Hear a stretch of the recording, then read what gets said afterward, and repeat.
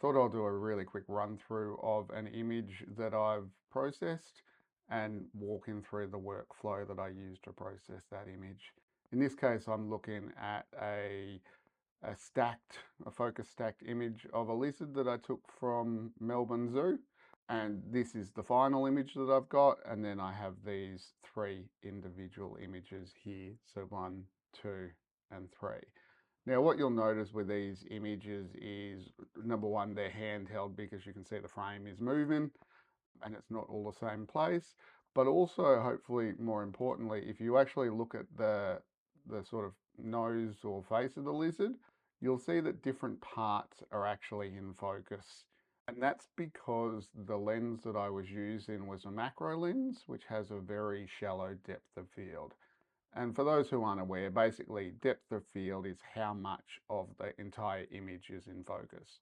So when you have a really small depth of field, like this lens does, it means that in any one image, only a small part of the total animal or item you're trying to take a photo of is actually in focus. Now you can do things like increase your aperture to try and fix that, but there is kind of a point where you can't continue to increase. And because this was handheld, I couldn't really increase the aperture too much more. So this is where something like focus stacking becomes really important. And what focus stacking does is it basically tries to extract the sharp parts of each of the images, align all of the images together, and then actually create one image which is more in focus. So what I'm going to do, I'm just in Lightroom at the moment. I'm going to select these 3 images and I'm just going to go export, and I'm going to use a program called Helicon Focus. Now there are lots of different focus stacking tools. I'd say the 3 most common though are Zarine Stacker, Helicon Focus, and Photoshop has a version as well. I like Helicon Focus. It is a paid bit of software, but I think it does a really good job. I suspect Zarine Stacker is also pretty good. Now I use this specifically because often I'll be taking lots of individual images and then stitch in 20 to 100 if I'm using a microscope.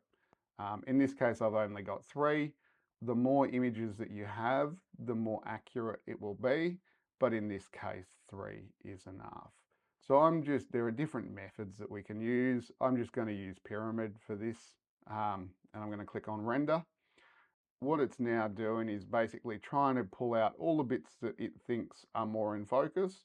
Yeah, so if you look at any of the ones on the left compared to the right, it's a lot different. So one is a lot sharper than the other. So now I'm just going to save this image, and basically I'm just going to save it back to the folder so that Lightroom can then sort of take over. So I've now saved this to Lightroom, but I'm working on a collection at the moment. So what I'm just going to do is I'm just going to go back and grab the actual image, which is this one here. And I'm just going to bring this across into my focus stack folder, just so it's a bit easier to have a look at. So this is, I'll just zoom back out. This is what we were left with basically from Helicon Focus. And as a photo, it's not too bad.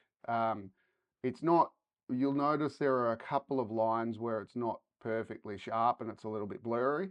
Now that's because I didn't really take enough stack images to create a really good photo. The more you can take, the better, but this is still better than the alternative. So I'm going to go into Develop now, and I'm going to tweak this photo a little bit more.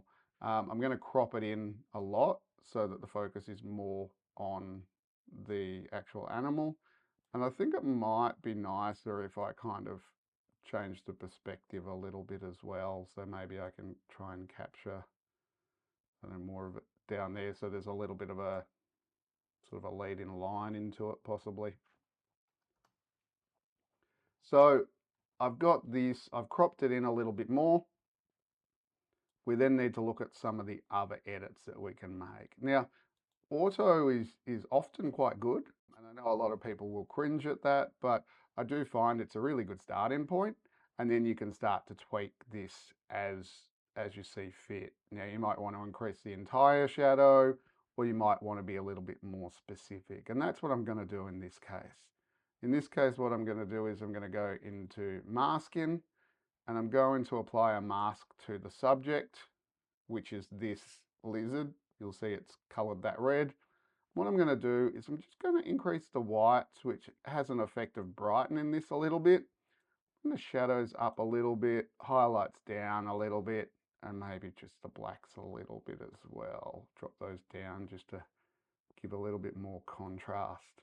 Now you could obviously increase the saturation. If you go to 100%, it's going to look pretty silly. I don't think it needs too much. What I am going to do though, is I'm now also going to duplicate and invert the mask. And I'm just going to reduce the brightness of the overall image. And you can do this through whites, or you can do it through exposure. I actually, like, sometimes I think the whites is maybe a little bit more natural perhaps than actually doing it through exposure. But your mileage may vary, obviously. So now I'm going to close this. I'm just going to do a couple more tweaks. I always like doing a bit of a vignette to the image. I think that can just draw your eye in a little bit. So I'm just going to drop it down to, let's say, -11 or 10. I think that's probably pretty good. And you can see it just draws you into the middle a little bit more. Now, one thing you might notice with this is that it is a tiny bit noisy. And so what I'm going to do now is I'm basically going to just edit in, and I'm going to edit this in Topaz Photo AI. I'm just going to edit the original in this case, and I'll bring this across. So I use Topaz Photo AI really for two reasons in my images. One is you can see this noise up the top. It does a really good job of fixing that noise up. But what it also does is sharpen. So if you see the left hand is before and the right hand is after, you'll see it has actually sharpened that quite a bit. And I'll zoom out just a little bit and I'll let it recalculate and preview that image. And again, those lines there are just because I didn't really do enough focus stack, but it's still, I think, especially if you look at the eye, it's definitely sharpened that a little bit more, and it's really improved the noise. So I'm just going to export that to Lightroom, and it's basically just going to process that image. And then I'm back to my final photo. Really, once this is processed, I would export to social media or do any of those things that I would typically do. I hope this has been somewhat useful, just to give an idea on a specific workflow. Of course, every photo is different, so this workflow will not always be the same. It does give you a rough idea on a potential workflow, especially if you need to focus stack.